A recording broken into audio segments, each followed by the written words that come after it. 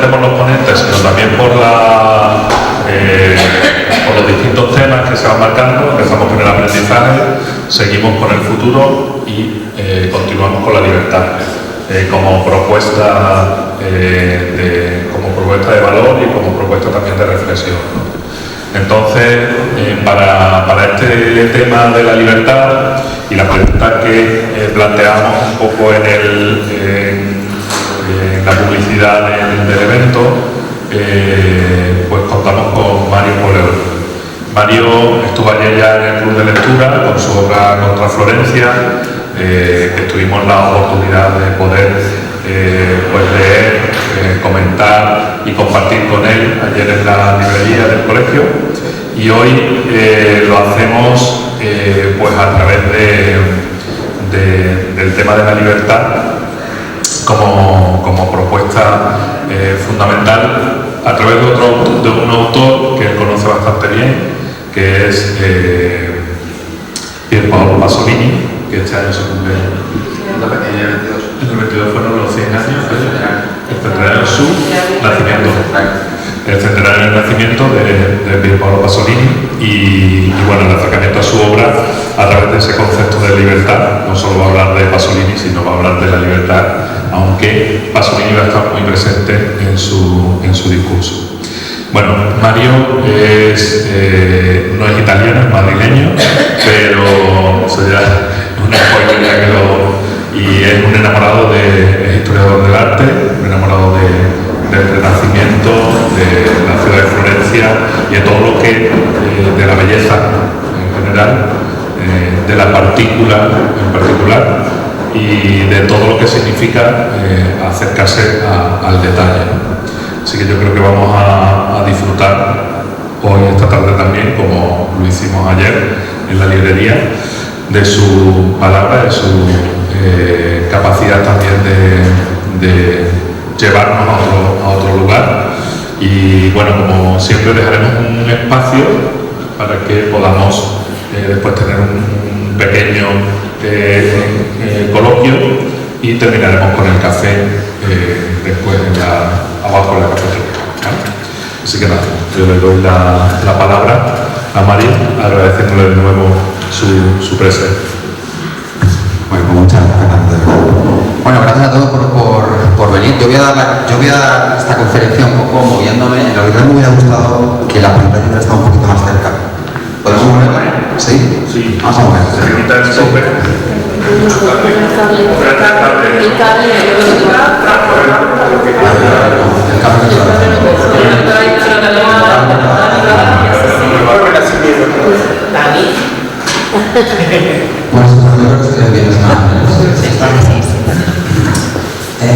Bueno, me voy a retirar hoy también para darle las gracias, sobre todo antes de empezar, a Fernando, que es un placer. Y además sucede, ¿no? Nos hemos encontrado ya varias veces y siempre hay un alcance mayor de los momentos en los que nos encontramos, y esta vez tampoco ha sido una excepción. Córdoba, estos días de Córdoba preciosos me están sentando el alma como si fueran agua de mayo, y el encuentro en sí desde el Club de Lectura de ayer fue muy bonito, fue muy enriquecedor, y sobre todo a mí me vino rellenó un vacío que yo tenía todavía, ¿no? Entonces, bueno, quiero darte las gracias, Fernando, de nuevo otra vez, aunque te las vaya a dar después también desde un momento privado.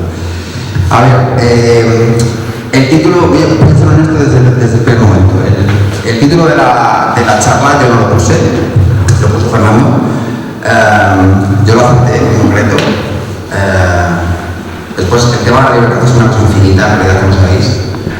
Y en realidad me dio pie a abordar un poco la figura de Pasolini desde el punto de vista en que yo lo he abordado, que es de forma integral, modestia aparte, pero no se lo recomiendo a nadie. Lo he hecho desde el teatro, lo he hecho desde la biografía, y me pareció que tratándose de la libertad era un personaje justo, perfecto, para poder ilustrar, digamos, ¿no?, lo que es el ejercicio de la libertad y sobre todo también las consecuencias que tiene, ¿no?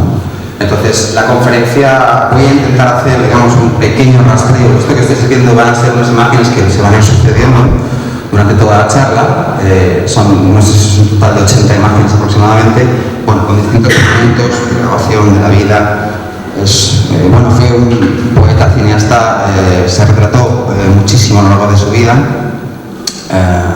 Bueno, es uno de los primeros, puedo decir, uno de los primeros intelectuales en el siglo XX que le da una dimensión fotográfica a su dimensión mediática, ¿no? No soy yo quien lo dice, esto ya se ha tratado, además justo este año pasado se ha hecho una exposición sobre esto muy interesante. Si tenéis posibilidad de encontrar ese catálogo, lo vais a ver con mucha claridad. Se llama Pasolini sotto gli occhi del mondo, es una exposición que se hizo en Casarsa, básicamente solamente sobre fotografías, ¿no? De la vida, de los rodajes, de los viajes fuera, a París, a la India.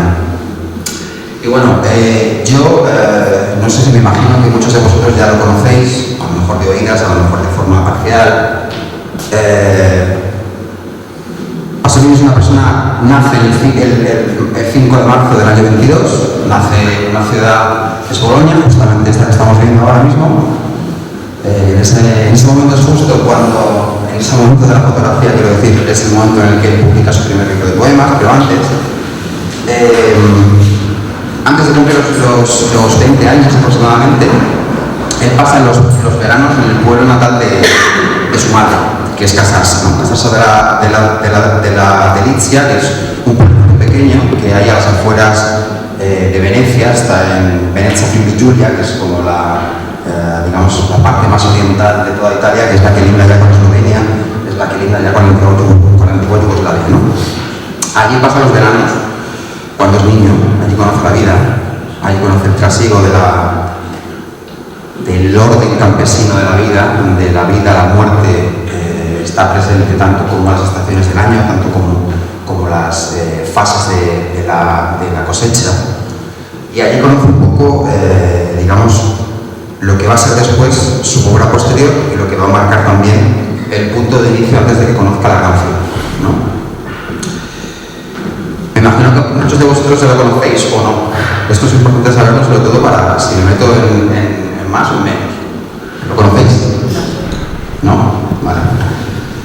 De entrada, debemos de situarnos en el año 40, ¿vale? Más o menos en el entorno cuando él tiene 18 o 20 años, en un pueblo de las afueras de Italia, del norte de Italia, porque estamos hablando de la periferia, y tenemos que imaginarnos a un chaval ávido de lectura, muy inquieto, con muchísima curiosidad, que mientras sus compañeros están jugando con una pelota o están jugando en el tiempo con una piedra, él está leyendo libros.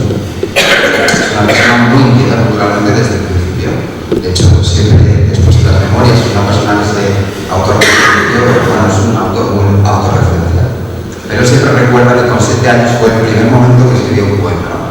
Intentando asimilarse o equipararse un poco a la figura mítica de Arthur Rimbaud.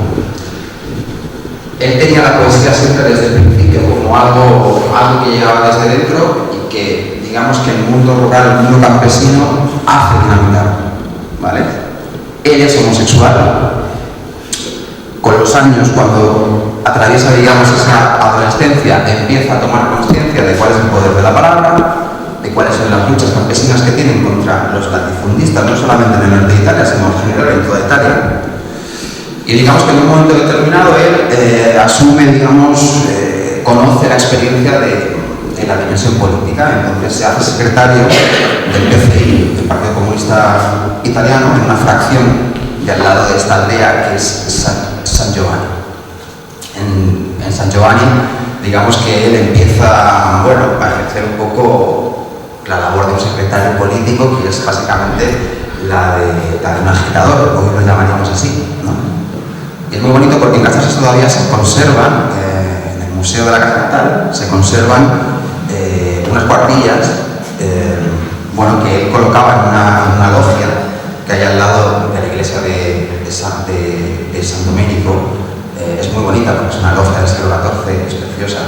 Y allí seguía manteniendo, aún a principios del siglo XX, seguía manteniendo, digamos, esa función de lugar de encuentro, punto de publicidad, punto de información, y allí colgaba unas cuartillas en las que evidentemente pues cargaba contra los latifundistas, contra el poder, contra la iglesia incluso. Y digamos que esto es la experiencia primera que él tiene cuando es pequeño. Después, digamos que año 40 todavía la Segunda Guerra Mundial está en marcha. Italia es un lugar que sufre muchísimo también en el momento en que, a partir de la liberación del año 44, Italia sufre un año que es el 45 realmente tenebroso, muy sangriento. Y el norte de Italia es un lugar que no se queda lejos de esta violencia, ¿no? Entonces, digamos que hubo una represión muy fuerte, y él además expresa en esos mismos años, primero, de ser testigo de la muerte de su hermano, que muere a manos de los suyos. Su hermano, digamos que forma parte de la resistencia. Lo que pasa es que hay segundos problemas, que es, como os he dicho antes, que estaba liderando con la antigua Yugoslavia. Hay dos fuerzas que se confrontan, que es el Partido Comunista Italiano, desde las brigadas, chocó contra los partisanos del Mariscal Tito. El Mariscal Tito fue, digamos, un general que quería anexionar el Friuli a la Yugoslavia, ¿vale? Y entonces, en ese momento en el que él se quiso apoderar de esa pequeña tierra que quedaba ahí en un margen de nadie, se juntaron con otros brigadistas, pero que no eran yugoslavos, sino que eran italianos. Y ahí hubo una masacre que todavía Italia lleva con muchísima vergüenza encima, que es la masacre de Corfus. La masacre de Corfus se llevó por delante a 20 chavales, y entre ellos estaba el hermano pequeño del Pablo. Esto él lo vivió desde el principio. De hecho, yo creo que es una de las fuerzas que a él le mueven para entrar en política y de pronto convertirse en una dimensión distinta, que no solamente la poética, sino también la política, a nivel de calle. Él empieza a trabajar con el dialecto. El dialecto es una cosa que en tiempos del fascismo italiano no se veía con buenos ojos, se intentaba incluso sancionar porque no daba una buena imagen, ¿no? Se buscaba una unidad de Italia, tanto lingüística como social como económica, y evidentemente el dialecto contrario. Y él, con 20 años, a pesar de todo esto, publica un libro de poemas, el primer libro de poemas, que se llama Poesía a Casas, Poesías en Casas. Este primer libro de poemas, le hace vivir una primera experiencia, que es la de la evidencia del poder, que es capaz de hacer el poder, ¿no? Pero él tiene la suerte de que un gran filólogo italiano en ese momento, como era Gianfranco Contini, lee el libro, se queda absolutamente alucinado de cómo es posible que en esa Italia ensombrecida por un régimen político que es criminal, de pronto aparece un libro tan luminoso como este, que no habla un lenguaje común, sino que habla un lenguaje de una tierra prácticamente desconocida. Gianfranco Contini colaboraba con una de las revistas del régimen más importantes y de mayor referencia que había en el momento, como era Primato. Primato era una revista básicamente que acogía a las grandes firmas, los grandes nombres y los grandes filólogos de ese momento, y ahí se escribía sobre literatura, sobre libros, etc., ¿no? En el último momento, esta revista cancela este artículo, rechaza este artículo, y él digamos, Pasolini, digamos, eso lo lleva como simbólicamente como la evidencia de que es capaz de hacer el poder en un sistema que no tolera lo que es distinto, ¿no? Esto es básicamente lo que va a marcar su vida después. Y bueno, es un primer paso con 20 años. Es el primer libro de poemas que se publica, uno de los primeros que se publica en dialecto, en el siglo XX. Después vendrán muchos más, Domino Guerra, etc., ¿no? Pero es uno de los primeros, estamos hablando del año 42, ¿vale? Como os decía antes, uniéndolo sobre todo a la dimensión política que él asume como secretario del Partido Comunista, todo esto sucede a la vez, todo esto que os estoy diciendo sucede a la vez. Como os decía, es homosexual, es muy inquieto y frecuenta muchas fiestas, frecuenta muchas sagras, como se llaman allí, que son las fiestas campesinas, son unas fiestas que, básicamente celebran el paso de las estaciones y demás, ¿no? Y en una de ellas, en Ramusero, en el año 49, se produce, digamos, un altercado, no es un altercado, pero luego se convertirá en un altercado, porque no lo era, en el que es acusado de inmoralidad, porque, teóricamente se deduce que tiene un encuentro con dos o tres chavales en el cual se masturban todos juntos, y luego hay una acusación personal de los padres de algunos acusándolo a él de que había prostituido a ciertos chavales porque les había dado a cambio algo. Esto hace que el ambiente entre el 49 y el 50 se vuelva prácticamente invivible. Tenemos que imaginarnos una ciudad, a lo mejor en una ciudad, si esto sucediera en una ciudad, quizás no sería tantísimo problema, pero en un pueblo creo que es imaginable, ¿no? Podemos hacer un poco la idea de cómo debía de ser hace 80 años vivir una realidad como esta en un pueblo, ¿no? Y que te miraran todos los días tus vecinos, los padres de tus... ¿no? Entonces no podemos hacer un poco la idea. El caso es que en ese mismo año, en el 49, entre el 49 y el 50, evidentemente el ambiente se hace muy cargado, se hace invivible, no se puede respirar. Y su madre y él cogen las maletas y se van para Roma, en el año 50. Y ahí es donde empieza básicamente toda la vida que va a cambiar y bueno, que va a ser el rumbo de después el autor, el intelectual, el cineasta, el poeta, incluso el periodista, que se va a convertir en más. En el año 50, cuando llega a Roma, claro, os estoy contando esto para que veáis que la libertad en realidad a veces no es una cosa que tú dejes, sino que en general la vida te impone. Porque cuando tú estás en un sitio sientes una pulsión muy fuerte y no puedes expresar esta pulsión, no puedes vivir con ella, no puedes expresarte, al final siempre encuentras la manera para poder salir, para poder escapar, para poder huir, ¿no? En este caso la libertad ahora se ejerce de forma negativa, luego la va a ejercer de forma positiva. Pero al principio él la va a ejercer de forma negativa porque está expulsado de donde está. No se siente musulmán, no se siente libre, es imposible sentirse libre cuando te están jugando, ¿no? Entonces él se va a Roma. En ese momento en Roma son años muy complicados al principio.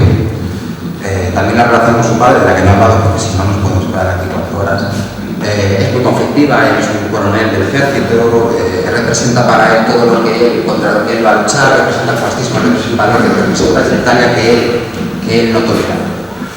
Pero eso es un discurso que él va a construir después, a posteriori. Las biografías que vosotros leáis, los libros que vosotros leáis, siempre se va a poner como primer argumento que el padre era conflictivo, que el padre representaba esos valores contra los que él luchaba, pero no es cierto, esto no es cierto. Se hace siempre a posteriori, además él es una persona muy inteligente, lee mucho a Freud y de hecho en un momento de su vida desecha a Freud porque sabe que si acepta a Freud es un rival para él y lo va a ensombrecer. Entonces, la lectura de Freud, digamos que le da pie a construir un relato perfecto de toda su vida, ¿no? Y el conflicto de su padre es perfecto, como sabéis todos, son las teorías freudianas, ¿no? El caso es cuando llega a Roma, hay unos años totalmente de miseria, auténtica miseria. No solamente su madre consigue colocarse en la casa de un tío a través de la mediación de un tío que vive en Roma, consigue colocarse como mujer de servicio, digámoslo así, en una casa, viviendo más o menos de forma digna. Pero él tiene que malvivir, él vive en barracas, vive en auténticas chabolas, al lado de la cárcel. Hay alguna foto por ahí que se ha quedado para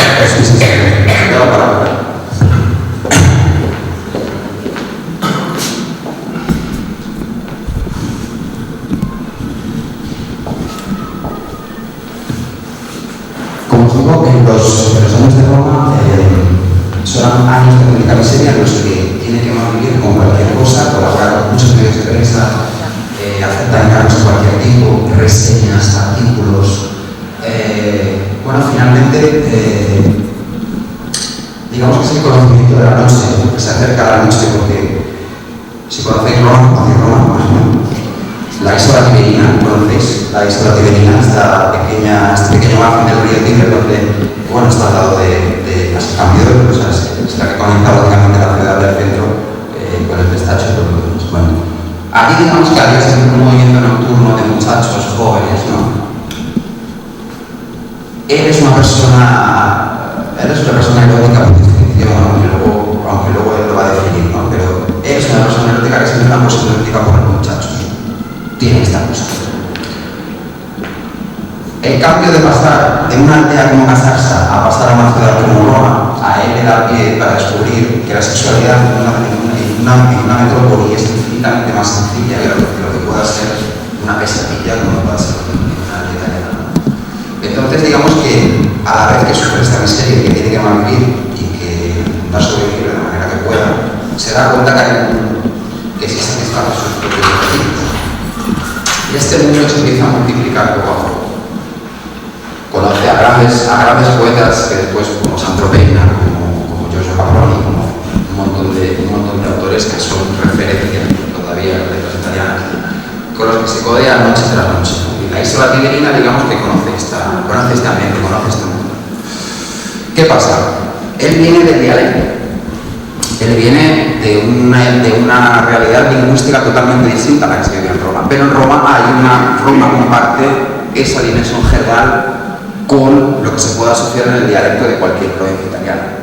En ese momento se siente muy familiarizado y es el único punto de unión que él siente entre el norte de Italia y un lugar como Roma. Entonces, él empieza a estudiar junto con su colaborador más íntimo en todas sus películas, que es Sergio Citti, hermano de Franco Citti, el actor que hará un montón de películas con él. Digamos que empieza a trabajar de forma sistemática con la jerga romanesca, con la jerga del dialecto romano. En ese momento, en Roma comienzan también a aflorar, es una década en la que empieza a aflorar también la industria del cine. Los estudios de Cinecittà comienzan a aflorar en ese momento. Aquí empieza todo. O sea, un poco, si os acercáis un poco a esta década desde Italia, o bueno, desde España no, porque es distinto. Nosotros tenemos una resaca distinta por el conflicto, ¿no? Pero si os acercáis en algún momento veréis que el mundo nuestro moderno comienza en esta década, 1950-1960. A partir de los tratados de Roma del 57, es mi fecha simbólica como para dar inicio al tiempo que nosotros vivimos, ¿no? Y en este momento empieza a eclosionar. Digamos, hay un montón de oportunidades en Roma que antes no había. Y él las descubre. Pero las descubre y llega a ellas sobre todo por esta especialización que él hace a través de la jerga romanesca. Es la jerga romanesca la que le va a abrir las puertas de los estudios de cine, porque muchos cineastas no saben resolver los diálogos de personajes cuando tienen que hablar dialecto, cuando tienen que hablar de forma vulgar, de forma como si fueran, o sea, personajes que son bandidos, que son bandoleros, o sea, que son ladrones, que son proxenetas, ¿no? Entonces, esto es lo que le abre la puerta y esto es lo que básicamente le hace salir un poco de esa miseria. No perdemos nunca de vista que la libertad también es esto.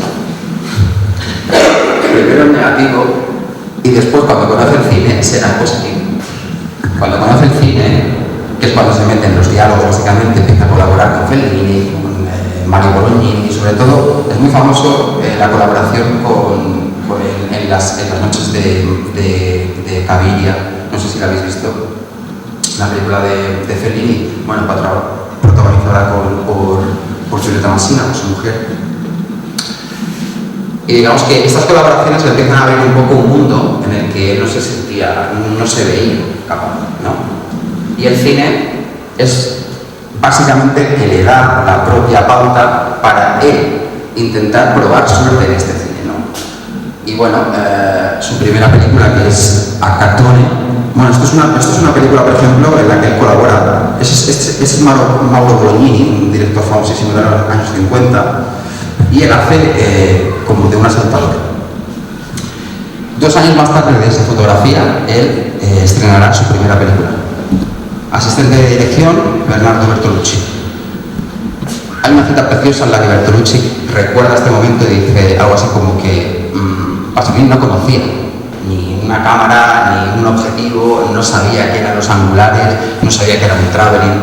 Y Bertolucci, cuando cuenta esto, es muy bonito porque dice como: yo estaba allí en Roma, en Torpiñatara, y le veía grabar esto y parecía que el cine naciera aquí. Era como ver por primera vez el cine, ¿no? O sea, es una persona con tal interés por las cosas que se acerca a ellas sin tan siquiera tener noción, simplemente es un pequeño impulso, un pequeño que luego al final se acaba conociendo en un inmenso impulso. Después de esta primera película, que está grabada en blanco y negro, es una película preciosa, yo os animo a verla, no es fácil de ver, no es fácil de... creo que no están las plataformas tampoco, pero bueno, se puede conseguir relativamente con cierta facilidad. Después de esto, hace otra película que se llama Una Roma, con Anna Magnani. Anna Magnani ya en el 62 está encumbrada como una gran estrella del cine. Y digamos que a partir de ahí comienzan las películas que ya van en el blanco y negro, las primeras dos son blanco y negro siempre, y después empieza a darse cuenta de que el cine le da una dimensión mediática, le da una dimensión pública, le da una dimensión de poder que no le dan las letras, pero sigue publicando, en todo este momento sigue publicando. Su primer poema, por ejemplo, su primer libro de poemas, bueno, el primer libro de poemas es este del que hemos hablado, que lo tengo aquí, que este año yo me encargué de traducirlo, pero en realidad el primer libro de poemas como tal, después del dialecto, después de todo lo demás, que son las cenizas de Gramsci, ¿no? Que es en el año 57. Después de esto, como os digo, siempre va alternando tanto los libros de poemas, tanto las novelas que empieza a publicar con temas sobre todo del proletariado romano, del subproletariado romano. ¿Cuál es el impacto de Roma? ¿Cuál es el impacto de Roma de un muchacho que viene del norte de Italia? Pues que los campesinos, la imagen de los campesinos, la imagen de esos niños incultos, pero que tienen, digamos, un arraigo y un vínculo con la tierra, él ve ese reflejo en el subproletariado romano.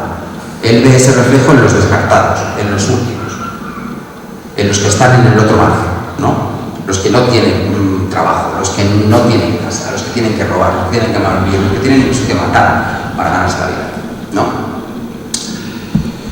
Todo esto da pie al mismo discurso que él va a seguir a lo largo de toda su vida. Os he hablado ahora de las cenizas de Gramsci, que es el 57, pero también están Ragazzi di Vita, que es la primera novela que él escribe en el año 55, que básicamente trata de la vida de un grupo de chavales que no sabe sobrevivir y tiene que hacer cualquier cosa por ello, ¿no? Siempre va a haber esta dimensión de la compasión, esta dimensión de la piedad en toda su obra, en todo. Y las primeras películas, sobre todo la primera película, es un fiel reflejo de esto, después la segunda también. Y luego, digamos que a medida que pasan los años, nos metemos ya en los años 60, mediados de los años 60, y sucede una cosa muy importante, que es que tiene una úlcera, sufre una úlcera, casi se muere, y pasa de rehabilitación unos meses en casa. En esos meses, tal y como os decía antes, se encarga del cine, pero sin conocer el cine, pues hace lo mismo pero con el teatro. Él se suele decir, aunque yo creo que es un poco apócrifo, que él relee los diálogos de Platón, lee toda la tragedia clásica antigua, lee a Esquilo, lee a Sofocles, lee a Eurípides, y escribe 6 horas de teatro. Para mí, por ejemplo, hay un antes y después en la libertad de una persona que aquí ya no decide ser nada. Aquí ya es víctima y ya es presa de algo que es mayor que él, ¿no? Y a partir del año 66 es cuando sufre esta úlcera. Además coincide con el momento en el que él empieza a escribir teatro. En ese momento hay un salto de carácter que ya preludia, digamos, la bajada o el descenso para los infiernos. Y es literalmente así. Películas que reflejan esto: Medea, del 69, Teorema, del 68, y la última película que él hace, la última película feliz, por decirlo de algún modo, que es Pajaritos y pajarracos, del 66, justo coincide antes de que sufra esta úlcera. La última película que hizo Totò. Totò, no sé si lo conocéis, un gran cómico italiano, bueno, de alta alcurnia, pero un cómico histórico italiano tan... todavía junto con Alberto Sordi son los dos, ¿no? Son las dos figuras cómicas humorísticas más señaladas en Italia. Pero a partir de ahí, digamos que conoce el teatro. Para mí el teatro es, como os digo, un punto y aparte. En el teatro comparecen todos los demonios, todas las obsesiones. También lo hace de una forma libre, pero lo hace sabiendo que el riesgo que está entrañando es enorme. Entonces, el teatro, digamos que le pone las tripas encima de la mesa. Como respuesta a este movimiento, después estrenará la trilogía de la vida, que básicamente es una reacción contra ese tipo, no, es una reacción, yo creo que consciente, pero también inconsciente, de intentar cantar la vida cuando ya has estado en los Santos de Calipso en el 72 y las 1000 noches en el 74. Se da cuenta en ese momento que en la sociedad esas películas por las que pretendía cantar la vida, el hedonismo, el placer, la belleza, se da cuenta que lo que está consiguiendo es lo contrario de lo que él está buscando, que es fomentar el consumo de masas. El sistema capitalista convierte los cuerpos en cosas. Y fue el primero en verlo. El primero en verlo. De esa manera llega a ser tan intenso que adjura en sus propias películas en ese momento. Y el último testamento que él estrenará en vida, bueno, no llegará a ver el estreno, que es Salo. No sé si la habéis escuchado la película, si la habéis visto, si habéis visto algunas imágenes. Que es una película indigerible en términos generales. Y que también en realidad explica el paso, digamos, de una persona que nace con la intención de convertirse a la propia poesía con su voz, con su dialecto, y que, bueno, acaba desesperanzado por una sociedad en la que no ve ninguna esperanza. ¿Dónde entra aquí la libertad? Pues en básicamente los gestos que él tiene en su vida, en las reacciones que él tiene en su vida. Hemos dicho que es homosexual, es marxista, pero también cristiano. Hay una película que es el Evangelio según Mateo, que aquí se traduce como el Evangelio según San Mateo, que después, con los años, cuando ella murió, 2 o 3 años después, la Oficina Internacional del Vaticano tuvo el coraje de saber reconocer como la mejor película de Cristo que se había hecho jamás en este cine. En realidad esto no da ninguna autoridad mayor a la película. Pero estamos hablando de una persona que socialmente puede ser muy escurridiza, que no se puede, digamos, no puedes asociarla en un lugar ni en otro, porque están todos a la vez y en ninguno simultáneamente, ¿no? Marxista, homosexual, cristiano. Es una persona capaz, para ejercer la libertad, de llegar y en una de las tribunas más importantes de la burguesía italiana, como es el Corriere della Sera, que lo sigue siendo todavía, ponerse a favor en el año 68 de los policías que han defendido, digamos, una manifestación de estudiantes en Valle Giulia, y uno de los, no sé si llega a morir o no, hay un policía herido, creo que sí, pero no estoy muy seguro ahora mismo, y él en ese momento publica una columna defendiendo a los policías, llamando burgueses a los estudiantes que estaban haciendo la revolución entre comillas. Pero también es capaz de ejercer la libertad en el momento en el que, después de esa posición y de declararse públicamente marxista, decir que está en contra del aborto, como es un artículo muy famoso sobre el contra el aborto. Es una persona que ejerce la libertad también cuando habla era uno de los, bueno, en realidad esto es antiguo en Italia, pero él lo vuelve a retomar.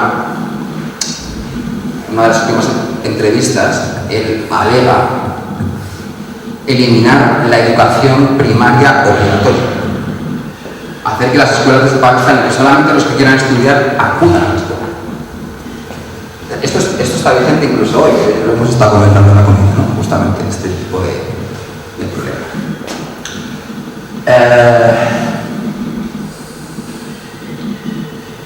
Es difícil resumirlo porque yo lo he trabajado desde las tripas y se ve perfectamente cuál es la contradicción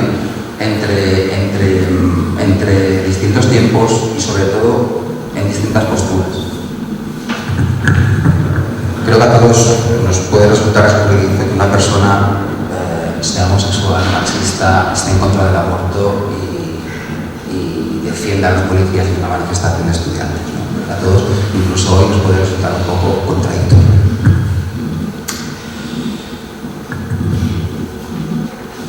El episodio de Saló es un episodio especialmente interesante porque ahí resume básicamente todo el sentimiento que él tiene en la vida al final.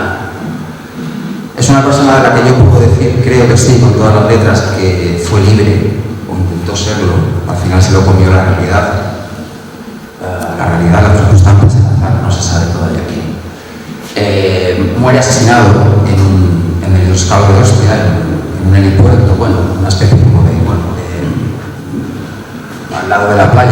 Costa. Y allí muere asesinado a palos. Habéis visto algunas imágenes del cuerpo cuando llegó la policía. No se sabe todavía realmente si fue un crimen político, si fue un crimen sexual, si fue un crimen azaroso, no se sabe. Pero sí puedo decir que si alguien representa la libertad, el coraje, la valentía y sobre todo un sentimiento de convivencia, de permanencia y sobre todo de diálogo con los que no son iguales, creo que Pascal no puede ser una punta de lanza de comenzar en el siglo XX. El episodio final, como os decía, que es la película de Saló, resume la época. Este año 45 se había comentado que hubo muchísima represión en toda Italia y digamos que lo mezcla con los relatos del Marqués de Sade. El Marqués de Sade,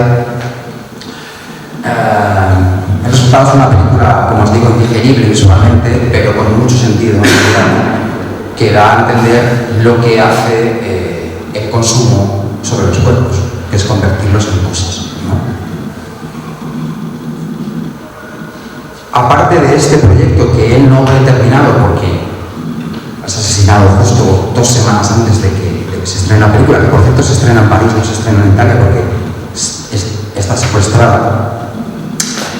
En ese momento él estaba trabajando con una novela, con un texto que a él le da por publicitarlo, porque además, como os digo, es contradictorio con todas las cosas, es contradictorio hasta incluso consigo mismo, y él afirma ser un narcisista, él afirma ser una persona que sufre de un impulso egotista muy fuerte, porque necesita tener el foco de atención porque se siente muy cómodo.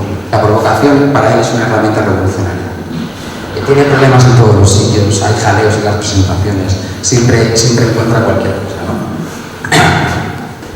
Y entonces este texto que se llamará Petróleo era una historia sobre el petróleo en Italia a través de, digamos, el ente nacional que lo gestionaba allí, que era el ENI.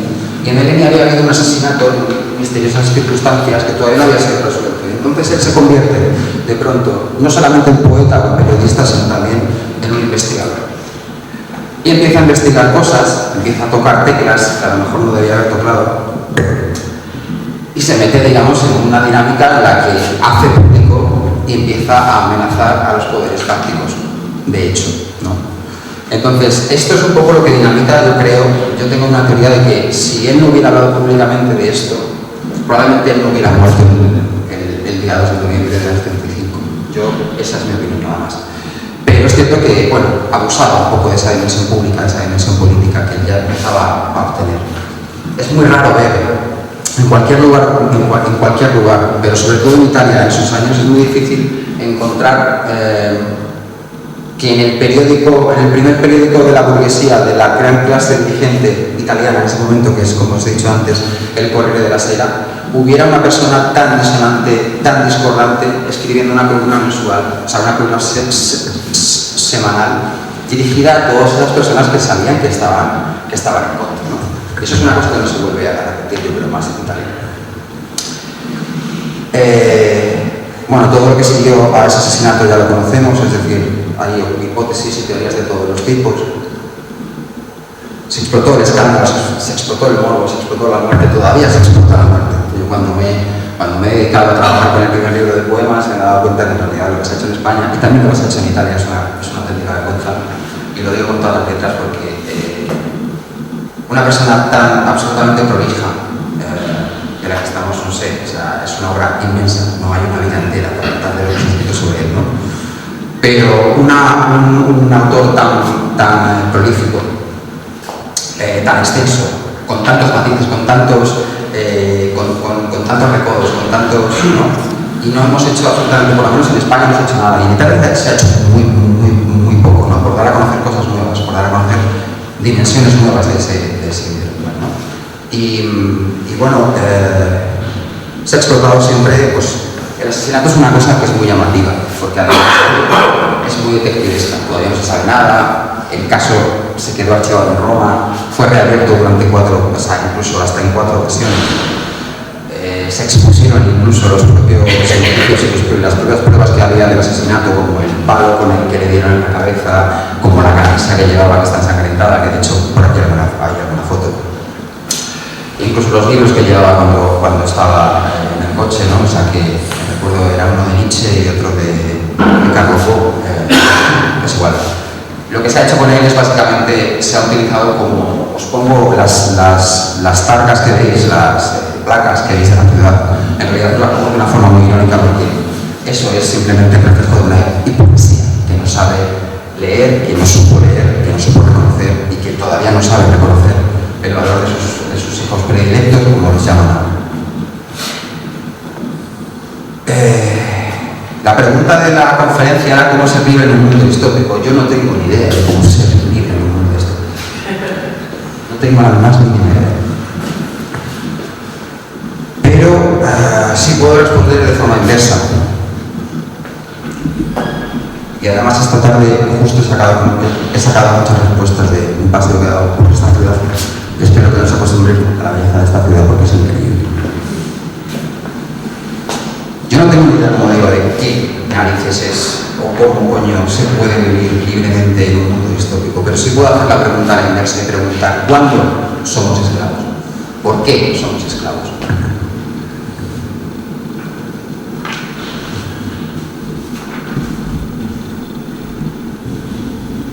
Si somos, por ejemplo, presas de un sistema que nos deshumanizado, pero también a la vez que deshumaniza, yo os puedo responder ¿cuándo somos esclavos? Yo creo cuando sacrificamos justicia por deber, cuando sacrificamos justicia por beneficio, cuando nos olvidamos de la compasión, cuando nos olvidamos de la dimensión humana de las cosas, de la persona que tenemos enfrente, cuando dejamos de ser seres humanos, nos convertimos en una máquina que produce, cuando nos da miedo de ver. Ahí somos esclavos. Cuando nos da miedo de vivir, somos esclavos. No sé cómo se vive en una forma libre en un histórico, pero sé que somos esclavos cuando nos da miedo de delante de alguien. Y la conclusión que llegamos esta mañana es que tal vez ser libre consiste, a lo mejor, en un mundo como el de hoy, que es casi totalmente virtual, que estamos viendo una fantasía totalmente informe, que no tiene cuerpo, no tiene piel y no tiene abrazo. A lo mejor consiste solamente en lanzarse de nuevo a esa vida, a recuperarla, a hacernos dueños otra vez de eso. Pero solamente con esos mismos recursos, con esos mismos medios, con los de la vida, no con los de un dispositivo electrónico, no con los de un dispositivo electrónico. La única fuerza capaz de acabar con la vida no es la muerte, esa es mentira. A muchos, de hecho, bueno, la muerte no solamente a Pasolini, pero a muchos la muerte les ha hecho eternos. Yo creo que lo único que es capaz de acabar con la vida es el miedo. Deshacerse de ese miedo es reconquistar el corazón del ser humano. Y la pregunta del millón, ¿cómo nos libramos del miedo? ¿Cómo demonios nos libramos del miedo? Creo que comprendiendo que al final no existe, no hay final. Ayer hablaba, por ejemplo, de una escena, de un cuadro, de un fresco que hay en un cenáculo de Florencia, y hablaba de la permanencia. Yo creo que es la permanencia lo que nos hace seres humanos. Es lo que nos hace construir, digamos, un mundo que tiene sentido, un mundo en el que no somos esclavos. Que todo permanece, que todos permanecemos aquí, ahora, mañana. Que todo permanece, todo, en el rastro de una planta que hemos acariciado con la mano. Aparece en el rastro, permanece en el rastro que dejamos cuando pisamos un suelo y dejamos una huella.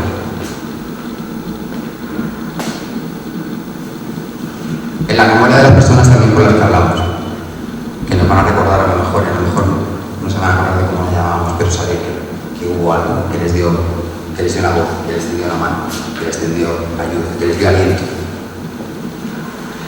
Pasolini hizo muchas cosas, pero jamás un esclavo, como os he dicho antes. Yo creo que comprendí mejor que nadie aquella frase, que ahora recuerdo de memoria, que decía, una frase en sánscrito que decía Tatvamasi, que significa tú eres eso. Y quiere decir básicamente, o da a entender, que todo lo que sucede alrededor, aunque no te suceda a ti, al final tú también participas de ello, porque la realidad que tienes enfrente es la misma. Ahí se condensa la idea de que cualquier cosa que le suceda al mundo nos sucede a todos. Y tal vez sea eso, paradójicamente, ser libre, ¿no? Ser todos, con todos. Así es como iba a terminar la conferencia, una charlita. Pero esta mañana estaba leyendo el Fratelli Tutti del Papa Francisco. Y he llegado a un pasaje que me parece totalmente pertinente para terminarlo. Y que me parece conmovedor en realidad. Creo que no lo hemos entendido o no lo hemos leído con la suficiente atención, ¿no? Decía Simone Weil que amar es estar atento, y no creo que haya una verdad más grande que esa. En el comienzo de la encíclica, en el punto 8, por si queréis buscarlo después y leerlo con más atención, dice: anhelo, lo voy a leer entero porque es maravilloso, anhelo que en esta época que nos toca vivir, reconociendo la dignidad de cada persona humana, podamos hacer renacer entre todos, un deseo mundial de hermandad. Padrecito, entre todos, he aquí un hermoso secreto para soñar y hacer de nuestra vida una hermosa aventura. Nadie puede pelear la vida aisladamente. Se necesita una comunidad que nos sostenga, que nos ayude, y en la que nos ayudemos unos a otros para mirar hacia adelante. Qué importante es soñar juntos. Solos se corre el riesgo de tener espejismos, en los que ves lo que no hay. Los sueños se construyen juntos. Cierra cita. Y sigue. Soñemos como una única humanidad, como caminantes de la misma carne humana, como hijos de esta misma tierra que nos cobija a todos, cada uno por la riqueza de su fe o de sus convicciones, cada uno con su propia voz, todos hermanos. Esto que puede parecer en realidad, bueno, es una encíclica papal, está claro, ¿no? Yo no soy católico.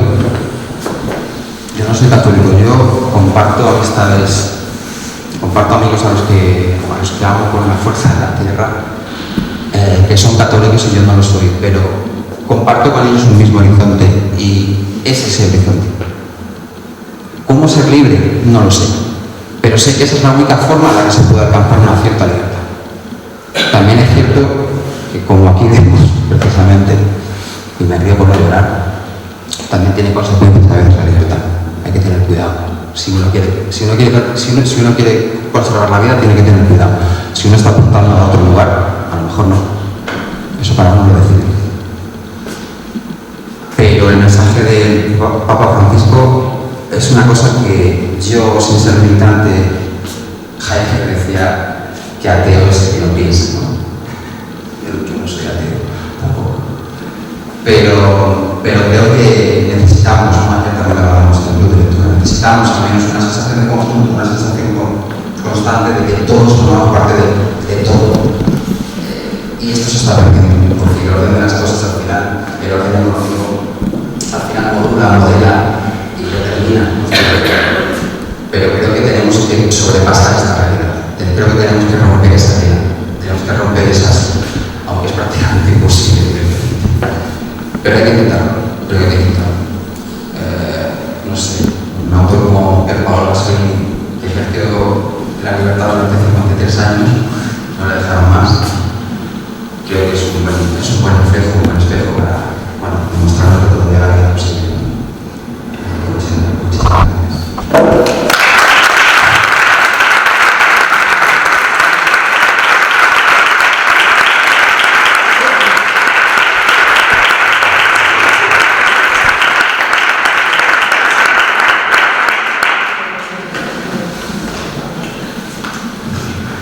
Yo os he traído, para que estén interesados, os he traído ejemplares del primer libro de poemas de Pasolini y también, un ejemplar de teatro, por si hay alguien cafetero en la sala que le interese, también lo puede adquirir.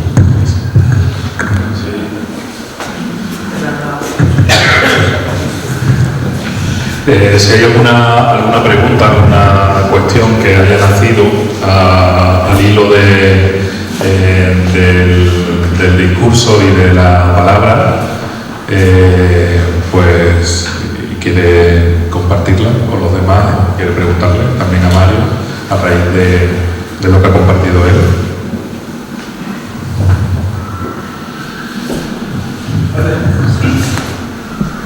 Yo no soy cinéfilo, Fernando lo sabe.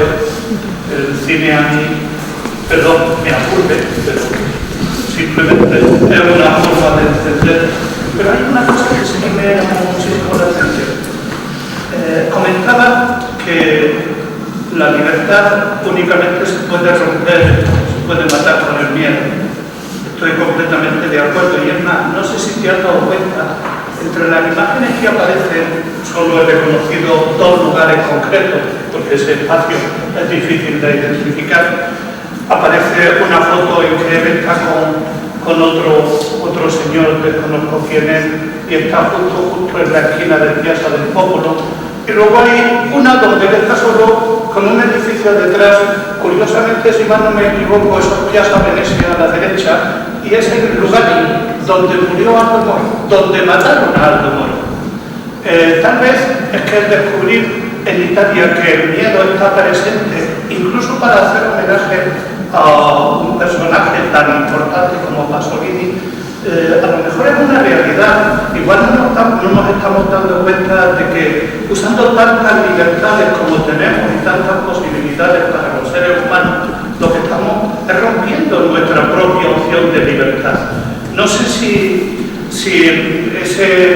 esa situación que se vive en Italia, pues, entre norte, sur, grupos muy específicos, violentos, y estoy pensando eso, en Aldo Moro en concreto, pues como que igual nos estamos descubriendo como aquellos que tenemos tanto miedo a la libertad que preferimos matarla antes. A lo mejor nosotros mismos estamos cerrando la puerta de hacer que una persona, y me daba la sensación de que era lo que estaba intentando decir, ese hombre fue libre cuando consiguió ser feliz. Yo creo que no consiguió ser feliz. Cuando intentó encontrar el camino de la felicidad, no sé hasta qué punto, pero cuando él quiso ser lo que realmente era, decían homosexual, marxista, cristiano, a lo mejor cuando él realmente encuentra esos pasos y llega a ponerse a expresarse y expresarse con el cine, pues consigue ese espacio de libertad. Por eso quizá me da mucho miedo, valga la redundancia, el tener miedo. Porque ese miedo es que tal vez nos va a destrozar y nos va a quitar todas las libertades que tenemos. Y no quiero pensar en lo que hoy estamos viviendo en nuestra España, lo que estamos viviendo en nuestra Europa. De hecho, hoy precisamente se hacía público el mensaje de Putin de lo que puede pasar a partir de ahora, hablando de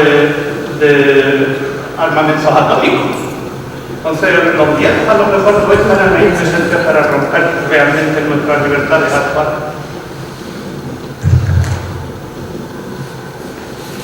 Sí, a ver, es que es totalmente pertinente lo que dices. En realidad, a ver, era muy difícil para mí ese concreto, pero no me lo he aburrido mucho en realidad, porque es muy difícil resumir la obra de una persona que, bueno, que requiere una vida. Yo llevo con él estudiando, o sea, yo llevo trabajando con él 8 años y todavía quedan cosas, me refiero, y he trabajado sin aliento prácticamente.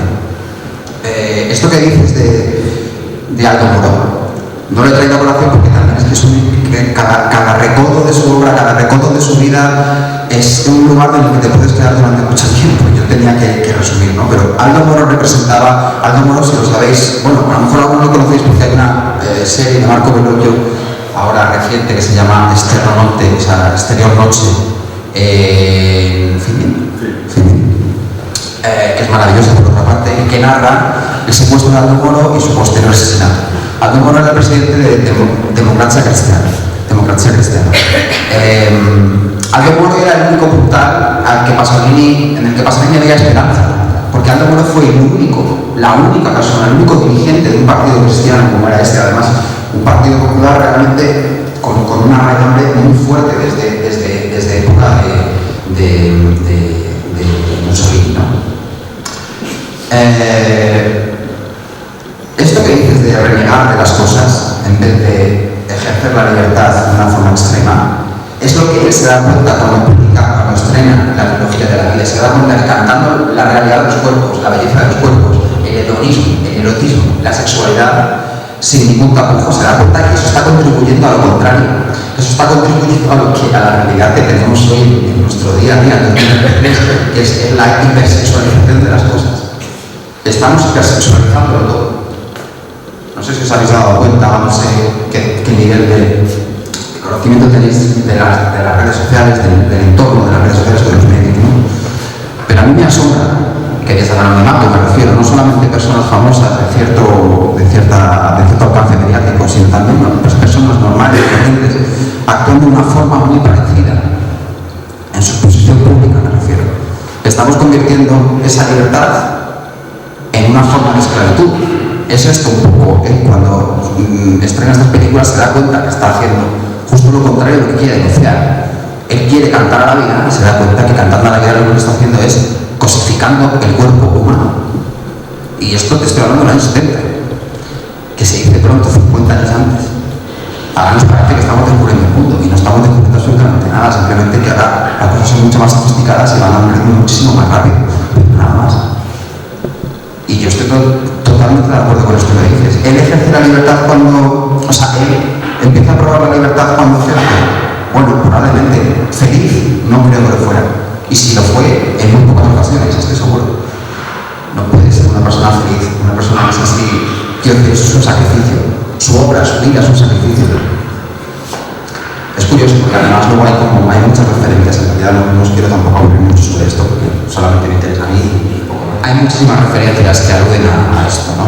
Incluso de las teorías que os contaba, por ejemplo, del asesinato, hay una que dice, de un pintor amigo suyo, fulano, que se llama Giuseppe Cigaina, que decía, incluso tuvo no sé si tuvo el coraje, el arrojo o si la vergüenza, de lanzar una teoría que defendía la idea de que él mismo había premeditado su muerte. Él mismo era el final de su obra. Su muerte era el final de su obra. Y en realidad, ¿sabes lo más peculiar de todo? Que yo no puedo negarlo. Yo no puedo negarlo porque los indicios son ciertos. Entonces, hostia, lo recuerdo, hostia es el camino en el que muere San Pablo. Hostia es el camino en el que muere San Pablo. Esto sucede el día 1 de noviembre, la noche de difuntos.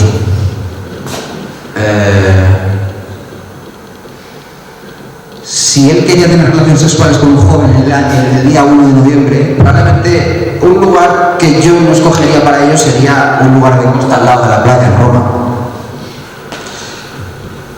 No voy a aburrir mucho más con esto, pero quiero decir, hay indicios también que apuntan a muchas cosas. Es una persona multiforme, caleidoscópica, da para muchas teorías porque hay muchos escondrijos, ¿no?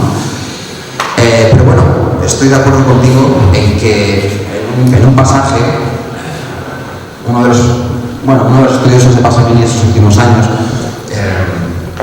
Ferrer Jimeno, dice que en realidad la resistencia hoy en día no es reivindicar las cosas, sino rechazar las cosas, rechazar los privilegios. ¿Quién rechaza los privilegios? Nosotros, por ejemplo, todos tenemos email, ¿no?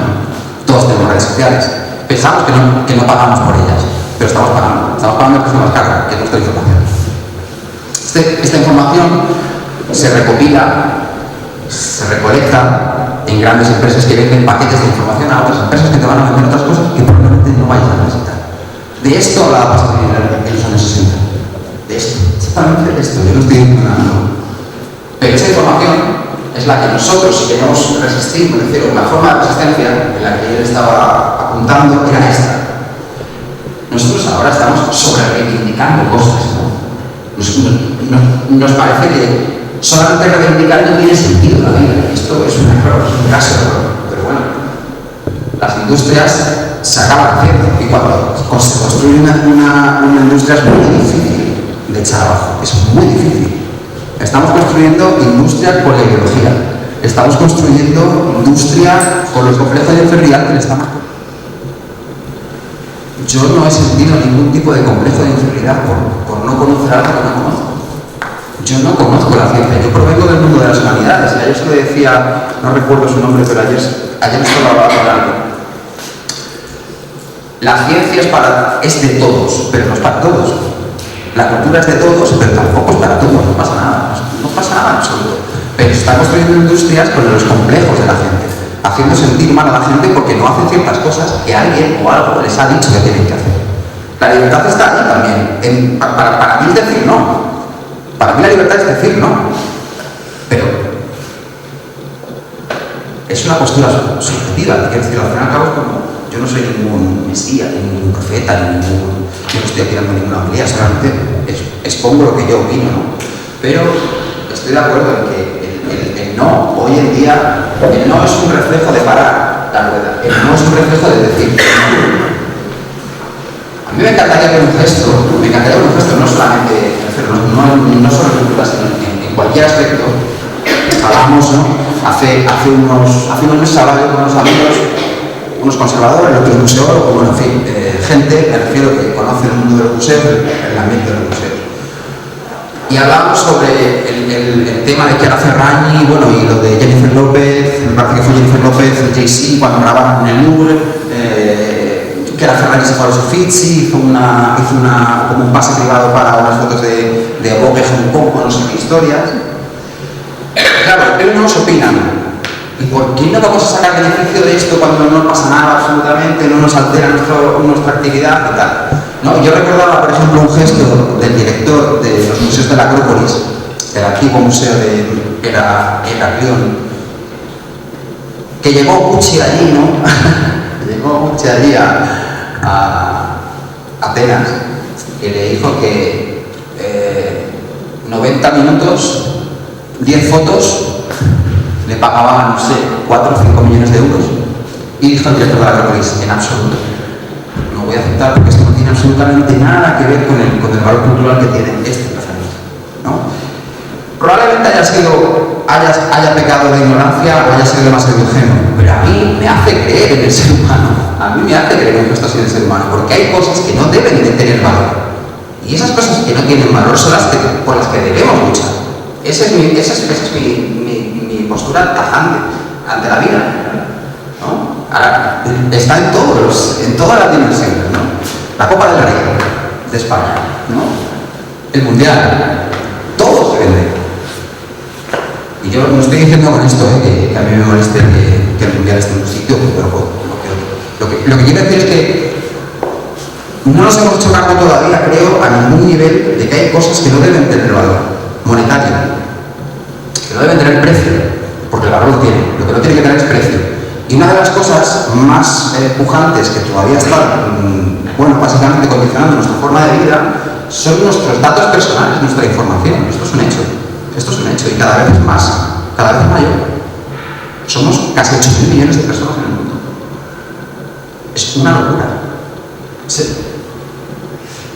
Nos pensamos que es gratis, no lo es. ¿Dónde está nuestra libertad? En realidad no existe. Solamente hay libertad cuando uno se separa de sí mismo y tiende una mano, lo que yo os decía al principio, ¿no? O sea, ahí está la libertad, al menos para mí, pero también entre los riesgos. Y el riesgo es ese, que al final nos creemos vivir en una libertad en la que en realidad somos esclavos. No sé vosotros lo que opináis al respecto. A lo mejor estaría bien abrir este debate, porque es un debate en el que yo me siento como muy mal hablando solo como si tuviera la verdad. Yo no tengo la verdad, es una cuestión de mi opinión. ¿Se puede decir? Sí. Es que el debate es intenso sobre esto. Es decir, que, pues claro, vengo viviendo ahora últimamente la estupidez de vivir en democracia, ¿no? Es decir, no hay sistema más estúpido para vivir que la democracia. Es verdad que la democracia nos ha hecho sobrevivir como humanidad, pero la democracia, desde mi punto de vista, es lo que nos ha hecho más esclavos de todo. Últimamente esclavos de lo digital, teníamos poco con este mundo físico, ahora también somos esclavos, como tú dices, toda nuestra información está, tanto es así que ahora cuando haces testamento tienes que hacer testamento digital también. Es decir, ¿qué va a pasar con tus redes cuando tú mueras? Entonces, a mí me ha dado mucha luz en el sentido de los cambios de opinión. Una de las peores cosas que trae la democracia es que tú no puedes cambiar de opinión, porque si cambias de opinión enseguida te llaman chaquetero. A las personas que cambian de opinión son personas inmaduras, son personas que no tienen personalidad. Y a mí me parece que Pasolini, yo creo que fue un señor que precisamente fue libre, tal y como yo he entendido, precisamente porque tenía opiniones absolutamente de lo que nosotros consideramos contradictorias, contrarias, opuestas, que le importaba todo un carajo, más o menos. Es decir, escapó de la democracia, de alguna manera, de la integridad de la democracia. Yo sé que esto puede resultar un tanto escandaloso, es decir, que la democracia es un sistema inútil, pero porque tú estás pensando que si no vivimos en democracia, que vamos a vivir en dictadura, lo que yo no sé es qué precio hemos pagado, en cuántas dictaduras servimos. Así que yo te agradezco la luz que me da. Si ahora encima me va a dar luz más con un texto de Pasolini, ya esto es la hostia. Bueno, lo ha dicho poco. Mario Caleón, aliento la vida de ese taco que está permitido, taco muy castizo. Gracias.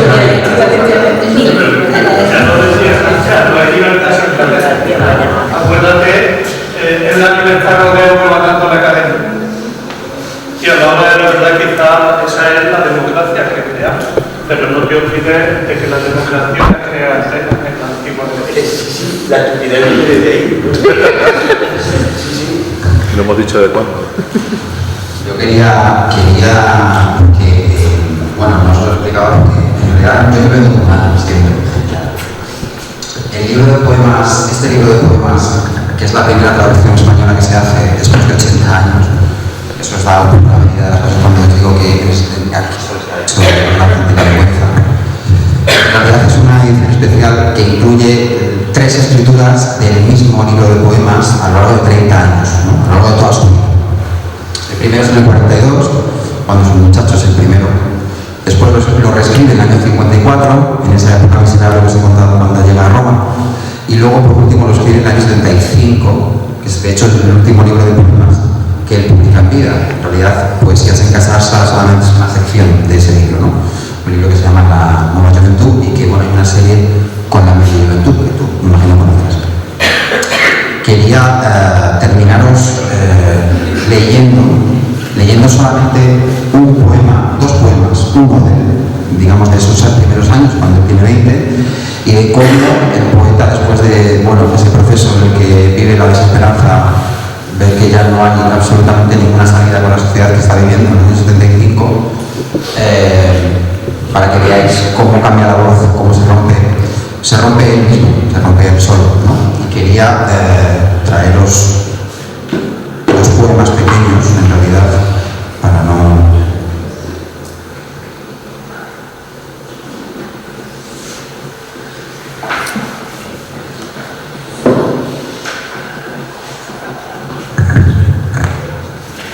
Puedes leerlo sin micrófono, yo creo que escuchando.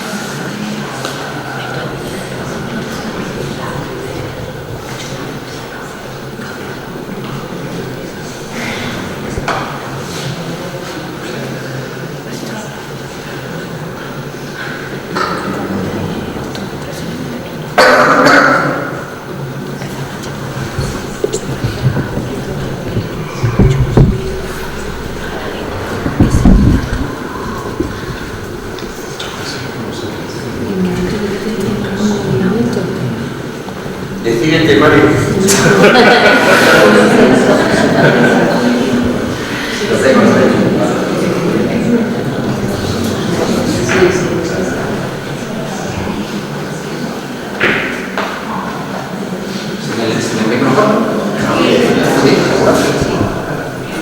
Bueno, es un poema que se llama Las letanías del hermoso muchacho, Lili también está en Belfi, como se dice en dialecto, del ragazzo, ¿no? Dice, la cigarra llama al invierno. Cuando canta la cigarra, todo el mundo es claro y tranquilo. Allí al fondo el cielo está sereno. Si llegas hasta allí, ¿qué encuentras? Lluvia, nubes, un llanto del cielo. Soy un hermoso muchacho, lloro todo el día. Te ruego, Jesús mío, no me hagas morir. Jesús, Jesús, Jesús. Soy un hermoso muchacho, río todo el día.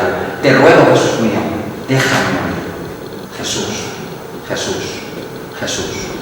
Hoy es domingo, mañana se muere. Hoy me he visto de seda y de amor. Hoy es domingo, con los pies frescos por el prado, saltan los chicos ligeros en sus zapatos, cantando me peino. Ríe en mis ojos el diablo pecador. Sonad, campanas mías, sonad, hacedlo retroceder. Sonamos, dicen las campanas. Esto es en un entrecomillado. Una voz en off que es la campana. Sonamos, dice, pero ¿qué estás mirando cantando pocos sonamos? Y ellos contestan, miro el sol, los veranos muertos. Miro la lluvia, las hojas, los brillos. Veo mi cuerpo cuando era muchacho, los tristes domingos, el vivir perdido. Y vuelven otra vez a responder las campanas y dicen, hoy te viste en la seda y el amor, hoy es domingo, mañana se muere. Esta es la versión del año 54 que no dista mucho de la del año 42. Es la mirada de un niño de 20 años que quiere nacer la palabra y se derrama en la poesía. Como veis es muy sencilla en realidad, no tiene ninguna complejidad aparente, pero tiene complejidad semántica, sobre todo desde los originales. En la traducción se pierde un poco.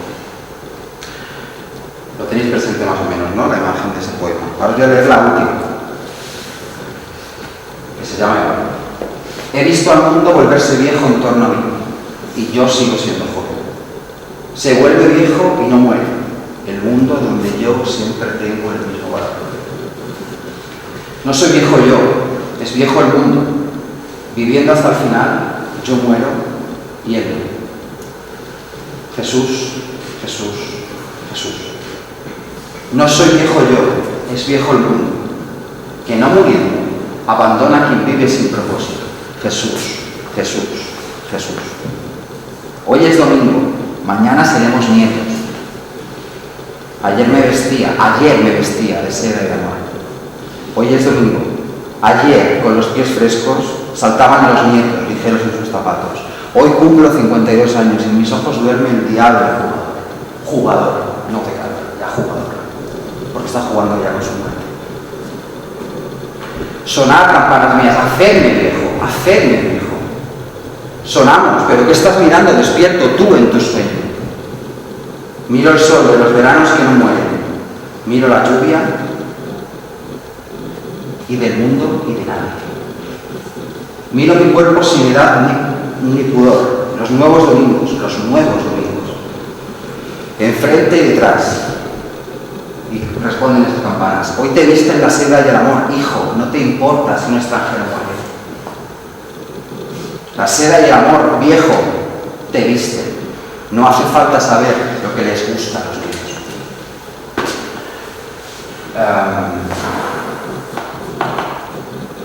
A lo mejor así, recitado, no alcanzan las palabras, ¿no? Pero si leéis ciertos poemas en saltos de uno a otro y luego hasta el final, os dais cuenta como hasta incluso la misma partícula temporal de ayer es una puñalada que es, ¿no? Cuando le dice, no te importa si un extranjero muere, a mí me hace temblar, porque veo a una persona que lo ha visto todo. Yo vivo en ese mundo. Yo vivo en un mundo en el que cuando alguien hay una persona en la calle, probablemente tienen que pasar muchas personas hasta que alguien se tiende y le da una mano a esa persona.